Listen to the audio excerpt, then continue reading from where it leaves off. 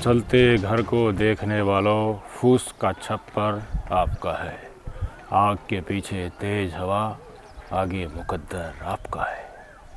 उसके कत्ल पर मैं भी चुप था, मेरी बारी अब आई। मेरे कत्ल पर आप भी चुप हैं, अगला नंबर आपका है।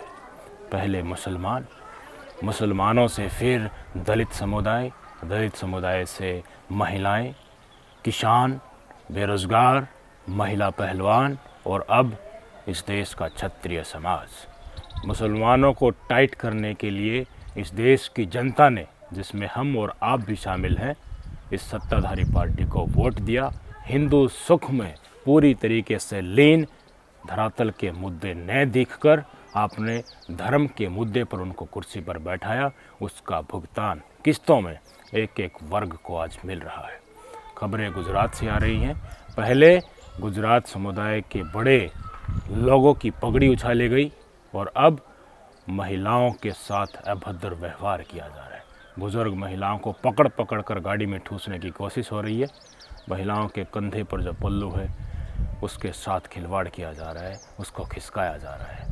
महिलाओं के साथ देवी रूप में पूजने वाले भारत में भारतीय जनता पार्टी की पुलिस के द्वारा इस तरह का व्यवहार सबसे बड़े नीचता को दिखाता है।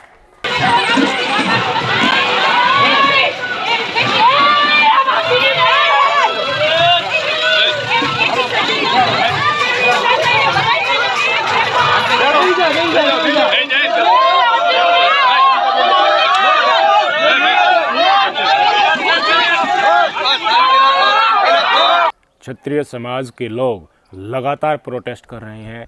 महिलाएं भी अपनी भागीदारी दे रही हैं। क्यों? क्योंकि भारतीय जनता पार्टी के राजकोट से प्रत्याशी पुरुषोत्तम रूपाला ने क्षत्रिय समाज के ऊपर अभद्र, अशोभनीय टिप्पणी की। इतिहास को लेकर कुछ ऐसे आंकड़े पेश किए जिससे पूरा समाज रोष में है। समाज चाहता है कि पुरुषोत्तम रूपाला की टिकट को कैंसिल करके किसी और को उम्मीदवार बनाया जाए, क्योंकि अगर इस व्यक्ति को भारतीय जनता पार्टी प्रत्याशी बनाए रखती है तो उसके मन को ठेस पहुंचती है। उनके कोर वोटर बैंक होने के बावजूद उन्हीं का प्रत्याशी ऐसी बेइज्जती उनकी कर रहा है, तो ये किसी भी एंगल से स्वीकार्य नहीं होगा। समाज के काफ़ी ज़्यादा लोग इसमें जुटने लगे हैं। महिलाओं की भागीदारी थी। इससे पहले हमने देखा कि किस तरीके से कई रैलियों में रूपाला मुर्दाबाद, रूपाला की टिकट रद्द करो, किसी और को प्रत्याशी बनाओ। जेपी नड्डा और बड़े बड़े CR पाटिल की रैली में हमने देखने को मिला कि किस तरीके से युवा उठकर प्रदर्शन कर रहे हैं। समाज के लोगों ने यहाँ तक कि ऐलान कर दिया कि बीजेपी को अगर यूं ही चलता रहा तो हम शिकस्त देने में पीछे नहीं हटेंगे। कांग्रेस के प्रत्याशियों को समर्थन देने का ऐलान भी कर दिया। विपक्ष वालों को जो बीजेपी को हराएंगे उसके साथ खड़े होंगे। फिर भी भारतीय जनता पार्टी जो कुर्सी के ऊपर बैठी है, केंद्र में भी और गुजरात में भी, इतनी सी भी जू उनके कान के ऊपर नहीं रेंग रही। एक बार पगड़ी महिपाल सिंह मकराना की उतारी गई, फिर डॉक्टर राज शेखावत की पगड़ी उतारी गई और अब महिलाओं के साथ इस तरह की अभद्रता बिल्कुल भी स्वीकार्य नहीं है। किसी भी समाज की महिलाएं अगर ऐसे शोषण का शिकार होती हैं तो लोगों के अंदर बड़ा खेद होता है। ऐसा ही किसके साथ होता है? हमारी महिला पहलवानों के साथ होता है। दिल्ली पुलिस ने उनको कुचला था, पैरों के ऊपर बताया जा रहा है, उनके मुंह के ऊपर पैर रखा था, उनको घसीटा गया था जंतर मंतर से, उनके आंदोलन को ज़बरदस्ती वहाँ से खदेड़ कर ख़त्म कर दिया था। तो जो कहावत मैंने शुरुआत में बताई थी ना कि मेरी नंबर अब आया, मेरे कत्ल पर आप भी चुप थे, अगला नंबर आपका है। तो ठीक ऐसा ही हर प्रकरण में होता रहा। जब मुसलमानों को चुन चुन कर टारगेट किया जा रहा था, बुलडोज़र से उनके घर ढहाए जा रहे थे, उनके खिलाफ UAPA, राजद्रोह, देशद्रोह की धाराएं लगाकर पत्थरबाज आतंकवादी की संख्या दी जा रही थी, तब हिंदू सुख में डूबा हुआ तमाम समाज जय जयकार के नारे लगा रहा था कि मुसलमानों की चूड़ी इसने टाइट कर दी। जब धीरे धीरे इनको लगने लगा कि मुसलमानों की चूड़ी टाइट करने से हर बार वोट बैंक हासिल नहीं होगा, तो थोड़ा ये दलित समुदाय की तरफ खिसक गया। दलित समुदाय की संख्या इनको ज़्यादा लगी तो उसको वहाँ पर दबाकर ये खिसक लिए। जो प्रदर्शन करने लगे थे, इनसे जवाब मांगने लगे थे, जो मार्शल कौम है उनके लोग सड़कों पर आने लगे थे, अत्याचार के खिलाफ आवाज़ उठाने लगे थे, तो उनको टारगेट किया। किसान आंदोलन में किसानों के खिलाफ क्या क्या नहीं कहा गया, असली किसान, नकली किसान, कुछ किसान तथाकथित नेता बनकर भारतीय जनता पार्टी के पाले में चले गए और गोदी मीडिया अपना कैमरा उन्हीं पर फोकस किए हुए रहता है कि देखिए असली किसान तो ये है, और कुछ असली किसान है वो खेत में काम कर रहे हैं, ये जो आंदोलन कर रहे हैं ना ये तो आतंकवादी हैं, खालिस्तानी हैं, जलेबियाँ खा रहे हैं, दूध पी रहे हैं और भाई साहब फॉर्चूनर में सफारी कर रहे हैं। तो ये कहाँ के किसान हो गए? कितना सहा इस देश के किसानों ने उस आंदोलन को कवर करने के लिए। मैं स्वयं हर बॉर्डर पर घूमता था, मैंने धरातल की स्थिति देखी कि कितना बदनामी का घूंट उन्हें पीना पड़ा। किसके लिए? वही मांग कर रहे थे जो मोदी जी ने चुनावी भाषण के दौरान सरकार आने से पहले कही थी। MSP C2+50% काले कानून रद्द कराने थे, किसानों की आमदनी बढ़वानी थी। 750 से ज़्यादा किसान खुश हो गए। लेकिन इस देश के वो वोट बैंक जो मोदी जी से क्लोजली जुड़ा हुआ है, उनके ऊपर एक उंगली उठते ही काटने लग जाता है उस उंगली को। उन्होंने किसानों को देशद्रोही करार देने में इतनी भी कसर नहीं छोड़ी, इतनी भी कसर नहीं छोड़ी। मैंने देखा क्या क्या लोग शब्दावली का इस्तेमाल और टिप्पणी उनके साथ कर रहे थे। और ऐसा ही अब हरियाणा और पंजाब बॉर्डर पर जो किसान आंदोलन चल रहा है, वहाँ पर काफ़ी किसान शहीद हो चुके हैं। उनके बारे में सेम टू सेम कहा जाता है ये तो खालिस्तानी है, ये तो देश को तोड़ने के लिए है, विपक्ष के द्वारा प्रायोजित है, इनको मोदी से नफरत है। तमाम हिंदू सुख में डूबी और मोदी के मंत्र मुग्ध में इतना लीन हो गई कि उन्हें नहीं दिखा कि यही कौम है जिनके पूर्वज आपके पूर्वजों के साथ मिलकर इस देश की आज़ादी लाए थे और आक्रांताओं को यहाँ से खदेड़ा था। महिला पहलवानों ने आंदोलन किया, क्या क्या बोला गया कि ज़्यादा भीड़ बढ़ानी है तो सपना चौधरी को बुला लो, मियाँ खलीफा को बुला लो, बजरंग पूनिया का भी शोषण हुआ है, राकेश टिकैत को भी बुला लो। और राकेश टिकैत को लेकर हास्यास्पद कमेंट किए जाते थे कि देखिए आंदोलन होगा, अब राकेश टिकैत ऐलान करने वाला है। बहुत महिलाएं होकर भी महिला पहलवानों ने बदनामी का घूंट पिया इसी देश में, हमारे सब के सामने जंतर मंतर पर, हमारी नेशनल कैपिटल में। आवाज़ उठाना चाहा तो ब्रजभूषण शरण सिंह के इस्तीफ़ा, कुश्ती संघ से इस्तीफ़ा तो लेना चाहिए था ना। बुरे और अच्छे व्यक्ति तो हर समाज में होते हैं, हर पूरा का पूरा समाज अच्छा हो या पूरा का पूरा बुरा हो ये तो हो नहीं सकता। लेकिन नैतिकता के आधार पर इस्तीफ़ा लेकर उनको कहना था कि जब तक जांच चले तब तक आप इस पद से मुक्त हो जाइए। लेकिन उस समय पर भी लोगों ने ये देखा कि ये हमारे समाज से है और ये दूसरे समाज से हैं, तो इसके जय जयकार के नारे लगाओ। गलत हो या सही हो उसका निर्णय आने से पहले ही अपने जातिवादी और वर्ग और समाजवाद के सुख में लीन हो गए और दूसरे को नीचा दिखा दिया गया। अभद्र टिप्पणी अब तक यहाँ पर लोगों के कलेजे में रखी हुई है। उस समय पर क्या क्या प्रतिक्रियाएं मोदी के परिवार से आती थी, मोदी के परिवार से आती थी। मुझे पता है वो करने वाले कौन थे, बहुत अच्छी तरीके से पता है। और अब जिस तरीके से क्षत्रिय समाज को सड़कों के ऊपर कुचला जा रहा है, बहन बेटियां तो सबकी बराबर होती है ना, ऐसी क्षत्रिय समाज की, ऐसे जाट समाज की, ऐसे शूद्र समाज की या किसी भी समाज की लगा लीजिए, हमारे देश की बेटी है, उसमें कोई भेदभाव नहीं हो सकता। पकड़कर, हाथ पकड़कर गाड़ी में ठूस रही हैं महिला पुलिसकर्मी, बुजुर्ग महिलाओं को भी और क्षत्रिय समाज के महिलाओं को भी। उनकी इज्जत एक तरीके से तार तार की जा रही है कैमरे के सामने। शर्म आती है ऐसे शासक और प्रशासक पे जो वोट लेने के बाद इतना घिनौना काम करने पर उतर आए। आपको लग रहा होगा कि देखिए ये किस तरह हो रहा है, ये तो होना ही नहीं चाहिए था, ये तो कुछ लोगों का षड्यंत्र होगा। हाँ, आता होगा ना ये दिमाग में कि ये क्षत्रिय समाज असली वाले क्षत्रिय नहीं है। जो असली क्षत्रिय हैं वो तो बीजेपी के नारे लगा रहे हैं, मोदी जिंदाबाद बोल रहे हैं, हिंदुओं को एकजुट करने वाले हो सकते हैं असली क्षत्रिय। तो ये जो कर रहे हैं ना प्रदर्शन, ये तो गलत कर रहे हैं, ये तो नाम मात्र है, हो ही जाता है ऐसा। तो ये कुछ लोग हैं चुनिंदा जो बीजेपी को वोट नहीं देना चाहते, उनकी राजनीति को प्रभावित करना चाहते हैं, मोदी को टारगेट कर रहे हैं, विपक्ष के साथ मिलकर षड्यंत्र रच रहे हैं। ये चीज़ें वहीं हो रही हैं, वहीं पटकथा।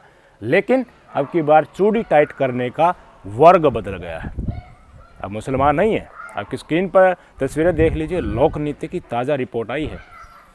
राम मंदिर यानी कि धर्म के कार्ड से लोग वोट देने वाले नहीं हैं इस सत्ताधारी पार्टी को। सबसे बड़ा मुद्दा क्या है? रोजगार और महंगाई। एक दिन में रोजगार और महंगाई मन से ऐलान कर दे तो उससे तो लोग बहलेंगे नहीं। 10 साल में इनका चाल चरित्र चेहरा देख लिया देश की जनता ने, तो क्या करें, आपस में लड़ा दो। ऐसी कौम खोजो हर वर्ग से, पूरे समाज में देखो कि कौन सी कौम ऐसी है जिसकी संख्या वोटों में कम है और जो संपन्न हो एक तरीके से, इसका इतिहास गौरवशाली हो, उनको टारगेट करो। जिस तरीके से जाट समाज को हरियाणा में टारगेट किया जाता है 35 की राजनीति के तहत, ऐसा ही क्षत्रियों को भी टारगेट करो और बाकी समुदाय को दिखाओ कि हम इनकी देखिए चूड़ी टाइट कर रहे हैं, ये अपने आप को राजा महाराजाओं की वंशज मानते हैं, तो देखिए इनको हम सही से ठिकाने लगाते हैं, आपके बराबर ही लेकर आते हैं इनको, हमारी करोड़ता इनके ऊपर इतनी होगी कि ये उफ नहीं कर पाएंगे। ये होता है, मैं आपके सामने बता रहा हूँ, लेकिन ये बातें बताने की नहीं होती, अंदर की राजनीति में ये चीज़ें चलती हैं। कहाँ जाओगे? किसानों के खिलाफ कितना बड़ा भला कहा गया था इसी मोदी के परिवार और इसी मोदी के वोट बैंक के द्वारा, जब डॉक्टर राज शेखावत की पगड़ी को उछाला गया। राकेश टिकैत ने पता क्या कहा, आपकी स्क्रीन पर देखिए। देश के मौजूदा हालातों पर सबके विचार और मुद्दे अलग हो सकते हैं, लेकिन सामाजिक स्तर पर किसी की भी पगड़ी को ऐसे उतारना एक निंदनीय घटना है। हम सभी लोग पगड़ी को अपनी इज्जत मानते हैं। सर्व समाज इस घटना को घोर निंदा करता है। पगड़ी उछालने के बाद किसान नेता राकेश टिकैत ने ये टिप्पणी की थी कि देखिए हमारे विचार किसी भी मुद्दे पर अलग अलग हो सकते हैं, ऑब्वियसली हो सकते हैं, लेकिन पगड़ी को उछालना एक इज्जत को उछालने जैसा है। साथ खड़े हुए दिखे या नहीं दिखे मुझे बता दीजिए, सभी का ट्वीट आ गया था। एक भी बीजेपी के नेता का ट्वीट आया कि गुजरात की पुलिस के द्वारा राज शेखावत की ऐसी पगड़ी नहीं उछालनी चाहिए थी। बीएसएफ में नौकरी कर चुके हैं, लड़ाई के पार्ट वो रह चुके हैं, करणी सेना के राष्ट्रीय अध्यक्ष, समाज में बहुत बड़ा योगदान है उनका। क्षत्रिय समाज का इसमें अपमान कुछ नहीं हुआ, लेकिन जो राजपूत बन चुके हैं, राजपूत समाज के लोग बीजेपी में जाने के बाद अपने समाज के अधिकारों का भूल जाते हैं। सबसे बड़ी इज्जत क्या होती है? बहन बेटियों की इज्जत मानी जाती है ना, पैसे तो आनी जानी चीज़ है, उसके साथ खिलवाड़ हो रहा है, फिर भी मोदी के जयकार लगा रहे हैं। और एक बीजेपी का नेता, आज मुझे बता दीजिए, महिलाओं को जिस तरीके से इनके ऊपर अत्याचार हुआ है, ज़बरदस्ती ठूसा गया है, दुर्व्यवहार और अभद्रता की तमाम सीमाएं लांघी गई है, एक भी बीजेपी के नेता का ट्वीट सोशल मीडिया पर उनकी कोई प्रतिक्रिया आई कि बीजेपी के नेता थोड़ा जागो, सरकार को समझाओ, महिलाओं के साथ इस तरह का व्यवहार नहीं करना चाहिए था, पुरुषों के साथ कर लो वैसे कर लो, हाथापाई लठ मारने लठ मार लो, क्या बिगड़ेगा? मर्द का थोड़ी ना कुछ दिक्कत होती है, लेकिन पगड़ी उछालोगे और महिलाओं की आबरू के साथ खिलवाड़ करोगे, कोई भी समाज बर्दाश्त नहीं कर सकता। राकेश टिकैत को किसान आंदोलन में सरगना बताया करते थे खालिस्तानियों का, कनाडा से फंडिंग मिल रही है, ये एजेंट है विपक्ष का, ये संज्ञाएं दी जाती थी, बदनामी के घूंट पिए। लेकिन आज जिस समाज के साथ गलत हुआ उसके साथ खड़े हुए मिले, क्योंकि इन्होंने सहा है, उन्होंने देखा है वो दुख कि अधिकारों की आवाज़ उठाने के समय क्या क्या सहा जाता है, इसलिए जो खुद सह चुका है वो गलत को स्वीकार नहीं कर सकता। ऐसा ही हमारी महिला पहलवानों के साथ तो हुआ था, वो बैठी रहती थी, मैंने पूरा आंदोलन कवर किया महिला पहलवानों का जंतर मंतर पर, मैं तो रात में सोता भी वहीं था, गुरुद्वारे से खाना आता था, वहीं पर खाना पीना भी हो जाता था। महिला पहलवानों को मियाँ खलीफा से कंपेयर किया जा रहा है, सपना चौधरी को बुला लाओ, ऐसे ऐसे कमेंट किए जा रहे थे, भाई साहब मैं आपके सामने बता भी नहीं सकता, ये तो विपक्ष के द्वारा प्रायोजित है। अब देखिए बजरंग पूनिया भी उसकी कांग्रेस की तरफ से लोकसभा चुनाव या विधानसभा चुनाव की तैयारी कर रहा है, इसका भी शोषण हुआ है, मीम्स बनाए जा रहे थे।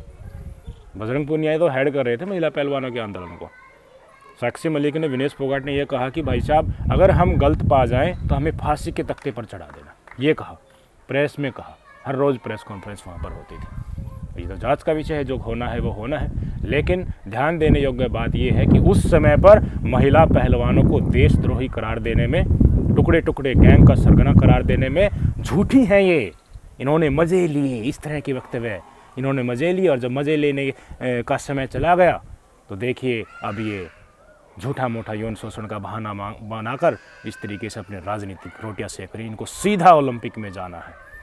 इस तरह की शब्दावली का इस्तेमाल हुआ था। अभद्रताएं की सीमाएं बहुत सारी लांघेगी, उन लफ्ज़ों का इस्तेमाल मैं आपके सामने नहीं कर सकता, लेकिन एक महिला के द्वारा जो आंदोलनरत है उसके ऊपर इस तरह की समाज के द्वारा टिप्पणियाँ किए जाना उनके मनोबल को कितना तोड़ता होगा आप समझ सकते हैं। इसी बजरंग पूनिया ने अब क्या ट्वीट किया है क्षत्रिय समाज की महिलाओं के साथ हो रहे अन्याय के ऊपर, अत्याचार के ऊपर, अभद्रता के ऊपर देखना चाहोगे आपकी स्क्रीन पर। आंदोलित महिलाओं के साथ ऐसा व्यवहार करना निंदनीय है। किसी भी समाज के साथ ऐसा व्यवहार करने की बजाय सरकार को सम्मानित ढंग से उनसे बात करनी चाहिए। लोकतंत्र में संवाद की बजाय अगर सरकार पुलिस या जुल्म करवाएगी तो हम इसके खिलाफ खड़े होंगे। लोकतंत्र में सबको अधिकार आवाज़ उठाने की, आराम से तसल्ली से आए, जो मुद्दे उठाए जा रहे हैं उनको सुनना चाहिए। ऐसे इज्जत के साथ खिलवाड़ नहीं करना चाहिए। बजरंग पूनिया ने कर दिया, साक्षी मलिक और विनेश फोगाट का ट्वीट भी अब आता ही रहेगा। और यही पहलवान अब क्षत्रिय समाज की महिलाओं के बीच जाकर उनके आंदोलन को समर्थन कर देंगे। समाज जो मोदी के परिवार का हिस्सा है, हर वर्ग से जो लोग वहाँ जाकर उनका पट्टा पहनकर अपने समाज को भूल गए हैं, तो उनका क्या चेहरा होगा। मैं बार बार कहता हूँ। अब मैंने देखा कई प्रतिक्रियाएं सोशल मीडिया पर कि क्षत्रिय समाज को भी कुछ लोग कह रहे हैं कि देखिए तुमने हमारा समर्थन नहीं किया। हमारी महिला पहलवान वहाँ पर बैठी हुई थी, तब किसान बैठे हुए थे, तब उनको लठ मारने के लिए कह रहे थे। और अब लिख रहे हैं कि गुजरात पुलिस लठ बजाओ, हम तुम्हारे साथ हैं। कुछ लोग कह रहे हैं ये चुनिंदा लोग हैं जो हमें आपस में बांट कर रखना चाहते हैं। ऐसे नहीं कि हम हिंदू हैं तो एकजुट होकर समाज के मुद्दों को दबा दें। हम एकजुट होकर मानवता के नाम पर हमारे क्षेत्रीय मुद्दे को सोल आउट करें, सरकार से जवाब मांगे। ये होता है असल इंसान का कर्तव्य। हिंदू सुख के लिए आपस में एकजुट होकर बड़ा हिंदू हम बन गए, हम सब हिंदू ही हैं, जाति हुए नहीं। मुसलमानों की चूड़ी टाइट कर दो तो वो चूड़ी एक न एक दिन आपकी भी टाइट होगी, और हो रही है। समझो क्या चाह रहा है। अब सारा यही है कि जिसके लठ पड़े हैं वो सारे एकजुट हो जाओ। ये सरकार तो ऐसी है जो वोट की चोट से मारने वाली है। क्षत्रिय समाज ने तो ऐलान कर ही दिया है, और राजस्थान से भी आवाज़ आ रही है, गुजरात से भी आवाज़ आ रही है। यूपी में जो क्षत्रिय समाज है, ठाकुर समाज है, राजपूत समाज है, उन्होंने महापंचायत करके ऐलान कर ही दिया है कि इनको जो हराएगा हम उसी को वोट देंगे। तो वोट की चोट सबसे बड़ी होती है, बिगा जाती है। सरकार ही तो चाहिए होती है इनकी।